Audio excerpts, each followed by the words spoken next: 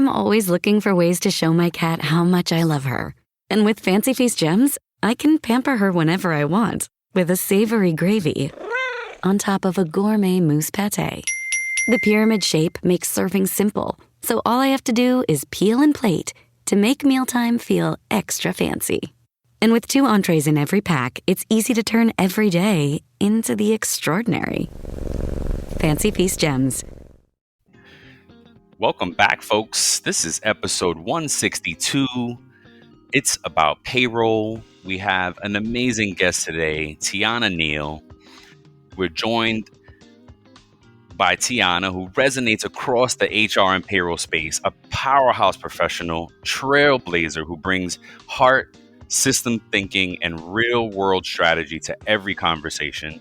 Tiana Neal is a dynamic HR payroll and HRIS leader with over 15 years of experience delivering operational excellence, digital transformation for organizations ranging from Fortune 500 giants to nimble startups. She's a master at bridging strategy, systems, and service, leading global payroll and benefit operations, optimizing HCM tech stacks, and helping businesses thrive at the intersection of compliance and care. As the founder of Transcenders Consulting Group, Tiana helps companies reimagine workforce operations through precision and purpose. And if that wasn't enough, she is also a host of the Human Role podcast, where she dives deep into real conversations shaping the future of work, technology, equity, leadership, and everything in between. Today, we'll be diving into the beautiful and sometimes messy dance between HR and payroll, from recruitment and onboarding to time tracking, benefits compliance, and the critical data flow that powers great employee experiences. We'll also explore a hot debate: who should payroll report to, HR or finance? Tiana, welcome to the show. It's such an honor to have you. Thank you, Brian and Walter. Definitely. I really appreciate that warm introduction. But yes, really thankful for you all to have me on your podcast as well. Just being around like-minded individuals. So I'm really happy to be here and to really talk about this very important topic that has followed me throughout my career. I'm sure the same for yours as well. Structured questions, we always ask, how'd you get into payroll? And then more importantly, why'd you stay? Yeah, so maybe you all are different. Maybe you're a little bit of a unicorn. I legitimately, like most people, fell into payroll. Oh, really? Okay, I got to hear your story. But from my end, I just graduated from college. Economy was bad, and then happened to run into some managers that worked at ADP, and they sent over my resume, and I started there in the small business division. And I never thought I really liked numbers when I was in college, undergrad, but surprisingly, I kind of did. And then I awkwardly liked tax. It's kind of weird, and then got into, heavy implementations. And yes, it just followed me, I think, from my end. Once I realized just the importance of payroll, I like the underdog feeling. And so, I'm sure you have felt it in your career sometimes. Payroll is a bit of an afterthought at times. And I'm really, if I had a dollar for every time I heard, it's just a click of a button, right? It's like, it is total compliance. It's so, there's so many things that go into it. And yes, my mindset just shifted, after some years of being in there, on just how important it is and the security of it all, the importance of it all. And hey, we can bring in some bacon, but we don't necessarily bring in the bacon per se, but we make sure it gets paid fluently so that you don't have any issues each pay week. And that's a whole task within itself. So yeah, so I stayed. I like the challenge. Every day is different. You think you have your processes together, but there's always someone. There's always that one employee. There's always that one state law or change or something that is like, wait, what did this state decide to do? Who's thought of that? Amazing. So it keeps me on my toes. Awesome. So I'm going to jump right into the questions here then.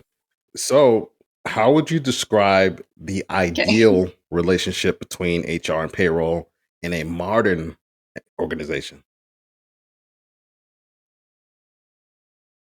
Yeah. So I would say from day one, just to make sure that there's a heavy partnership, right? And that there's not any type of separation in roles or duties from HR to payroll, even down to like finance, just because I think ideally it's just keeping that communication open. What I've experienced is that a lot of times payroll is a bit of an afterthought. And the reality is the minute you're sending that offer letter, the minute you're putting in something, if you have everything automated through your ATS into your hiring, onboarding, into HRIS, down to the general ledger, I mean, of course, the job titles don't go on W-2s, but that's important when an employee logs in, to your HRIS system. But the hire dates are critical for when they're going to get paid. Of course, social security numbers, just verifying that those checks are in place, and all the way to the pay rates, the pay types. Did you properly test if this person's job description is hourly or salary? Do you even have a job description? All of those things tie into payroll, from benefits enrollments to the pre-tax deductions. There are just so many things that I think from the start set of when a recruiter is just trying to recruit and get, sometimes unfortunately rush and get a body in the door, that they don't even realize a wrong job code or wrong department can just throw off the whole trajectory of budgets, into the general ledger, can really mess up the payroll flow of things. And then if someone's paid wrong, or if there's a report that's wrong, it looks bad on payroll. So I that just naturally causes issues in a department when, we could avoid that early on. So I think in modern day would be have the communication going from day one, get your processes and SOPs in place. We understand at our level that sometimes, if a C-suite executive comes down, sometimes the process, has to be, you have to adjust to it, just depending on the situation. But if we can stick to that same process, 95, 98% of the time, and keep that communication open, we can alleviate a lot of absolutely. behavior And what's the term that's kind of like become popular in these last couple of years? So at least for me, I haven't heard it until recently, where they said garbage in, garbage out. Right. So if you put bad data in, it could potentially produce a bad result. Right. Absolutely. No, go ahead, please. Correct. And I think this episode is brought to you by Indeed. When your computer breaks, you don't wait for it to magically start working again. You fix the problem. So why wait to hire the people your company desperately needs? Use Indeed's sponsored jobs to hire top talent fast. And even better, you only pay for results. There's no need to wait. Speed up your hiring with a $75 sponsored job credit at Indeed.com/podcast. Terms and conditions apply. I was going to say, people don't realize, recently I've been trying to explain to people my role. And I'm like, look, the W-2 you get at the end of the year where you just go and file and you have no issues? Like, our responsibility is to make sure every payroll, when you're not paying attention to your pay stub, all the deposits are going through, so that when you do go to file, you can just wait a couple weeks to get your taxes back, or see what you owe potentially. We make sure that that's pretty, Otherwise, you don't want to even know the issues on how long it takes to correct something like that, right? Really, you're a true payroll person. I love it. You made me think of Anita Latank and her book, How to Select Your Next Payroll. I always quote her, all my little notes here and stuff. And she says in there, payroll starts when HR information is either created or changed for the employee profile. So and you took it through so lovely. That's awesome. So now, where do you see companies most commonly drop the ball when it comes to time tracking or benefits impacting and specifically impacting payroll? Yeah, good question. I think if you don't have the right automation setup when it comes to potentially overtime calculations, lots of people don't know about the FLSA overtime too. I think that's a big critical factor, because it's standard for people to at least dip into overtime, I think, on certain time and attendance rules. And so just having those back-end setups properly constructed, I think, is always really important. And then also, too, tying in to the benefits piece is, if you're going through and changing your plans, where open enrollment season is almost upon us, right? Negotiations are going on now for open enrollment season in a few months. And just a simple rate change, right, in the system. Lots of people don't realize that. Just making sure from an HR stance, if you're handling benefits, that the employees are enrolling in the right plans, that those plans do have the right rates in place, because that just messes up all the pre-tax deductions, and it's like a lot of times they don't realize that. It's like, oh, okay, well, we can just make up for it later. It's like, no, but we can't, but like you don't understand the process that we have to go through, just to make sure the calculations, are correct. And don't even get me started on 401k and if there's an employer match and all that. It's just like, we don't want to get down that rabbit hole. But yes, I just think making sure that calculations are built in properly. Overtime, double time. We understand that, there's the federal laws, but also depending on your state laws. If you have any employees in California, unfortunately, that's per day overtime if they're dipping over. Meal penalties. So we just want to make sure that now that remote is becoming so popular, that you are communicating with your payroll team when you're opening up in another state, because that opens up a whole nother rabbit hole of laws that we have to abide to. And it is very critical. These attorneys are just waiting for you to mess up and get class actions. I have held so many companies with class actions, it's not even funny. So yes, just making sure that all of that is set up. And again, I see a lot of postings of, does payroll need to be at the table or not? I mean, I'm of course biased, but yes, no issues with my CHROs and my HR directors that, I love, but a lot of them don't like to dip into the system. And so yes, they can be at the table. We love that. But if they don't understand the back end knowledge, it's a bit unfair. You made me think about not have your the employee experience as well when you were talking about the tax calculation piece of it. I had an employee recently make transfer companies. The benefits didn't move over properly, and this person noticed the net amount was wait, whoa, I'm not making more anymore. Whoa, I was like, hold on, don't worry, we'll fix it. It's because the pre-tax deductions weren't there, lowering the tax liability, changing those taxable wages. So it just made me think of that, because these things happen all the time, and the employee experience is critical. And yeah, it's important. Yeah. Look, kudos to the employee who noticed. How many employees don't even log in and look at their pay stub? Most employees don't do that, right? So that was a bit of an anomaly. But a lot of times, to everyone out there listening, lots of times we don't find this out until months later, over a quarter, and we've got to go back and do amendment, and it just opens up a whole, and that's that dips into the budget because that's costly depending on your HCM platform. So I'm glad your employee paid attention, but lots of times employees don't really even look at their pay stub. Most people don't. So let me ask you this: in what ways do payroll and HR directly shape the employee experience, especially in their first 90 days?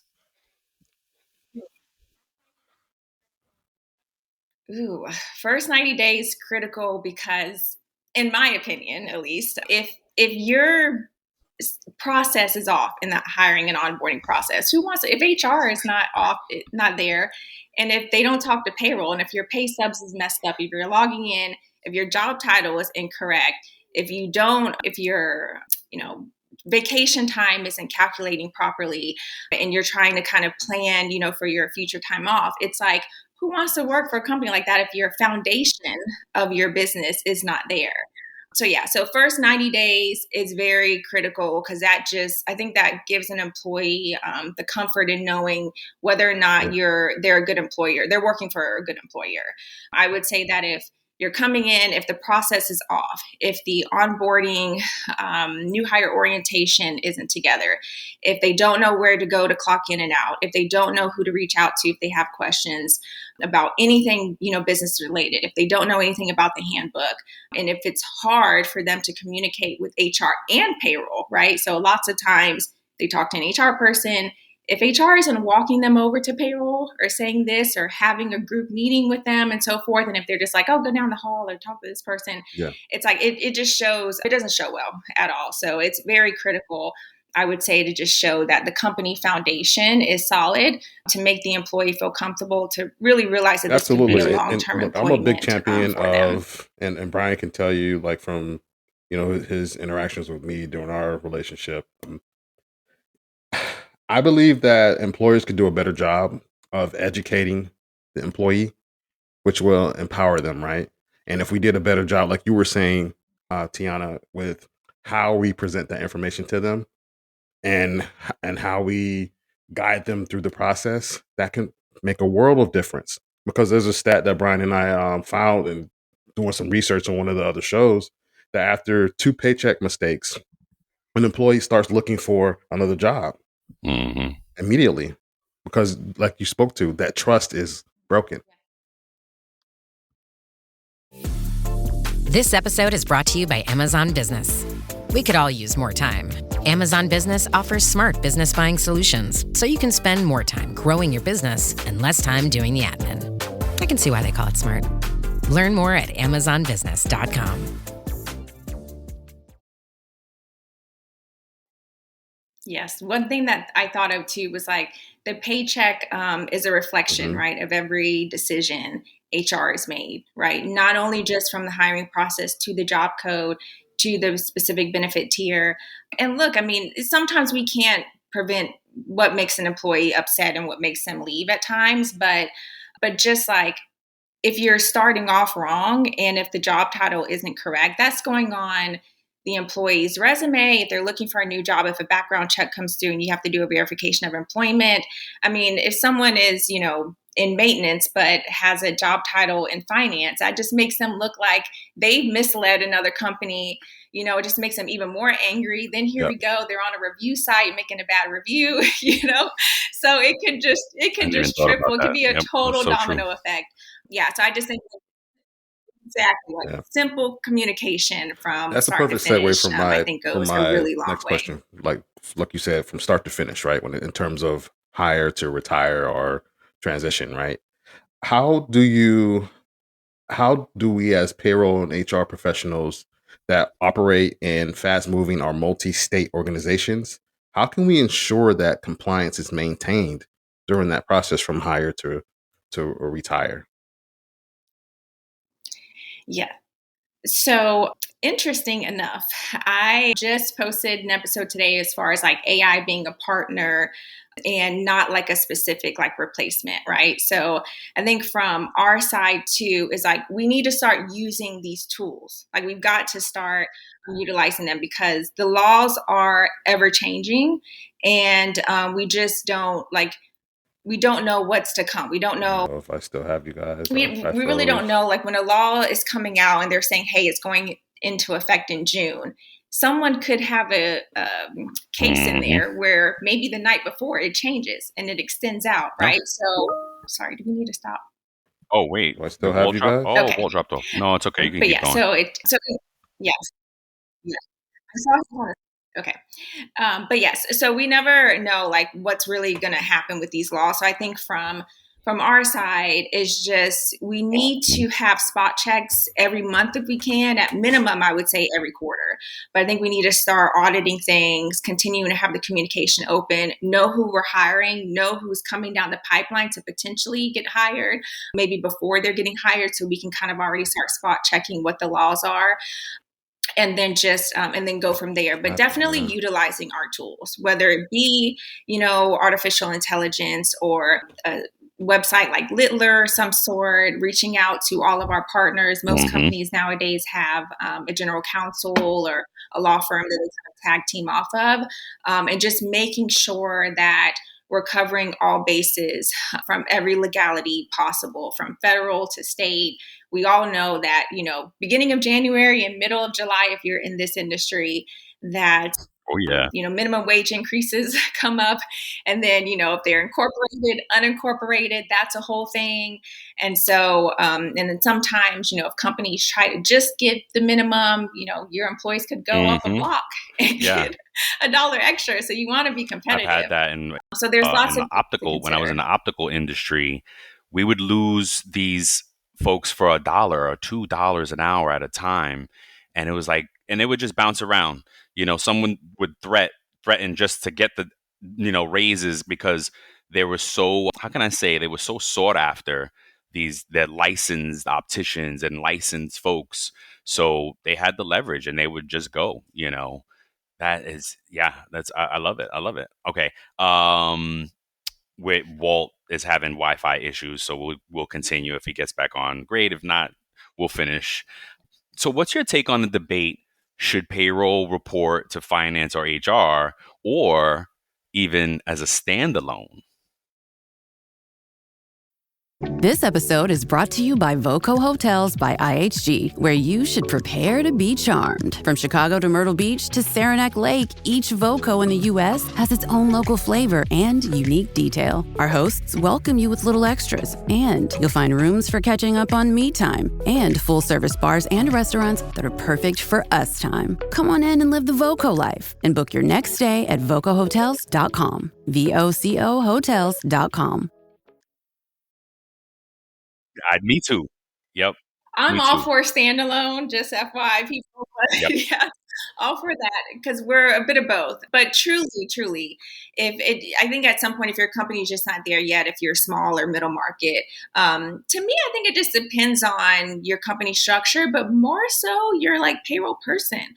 Just because there are some payroll people that really just like to be behind the systems, to the numbers, doing their process. Sometimes I feel like that's a little more on like the finance side. But then if you're wanting to dip and dab in more things outside of payroll, maybe get into benefits, maybe kind of see the HR generalist side of the world, then you might want to be on the HR side of the house. So I have been in the midst of so many fights of who to report into.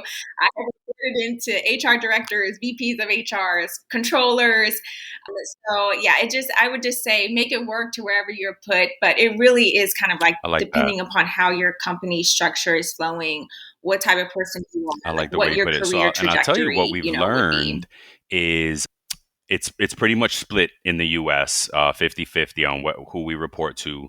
But in the UK, on the other side of the pond, from what I'm told, it's strictly financial function, a finance. Yeah, so it's very interesting. And then I always used to say, oh, it doesn't matter because we have the same job to do anyway. But research says that the difference that they've found is that when it reports to finance, that we tend to be a little less, what I've been saying, our desk side manner is a little off. We're a little bit more dry and not as customer service oriented. But when we report to HR, we're more customer service oriented.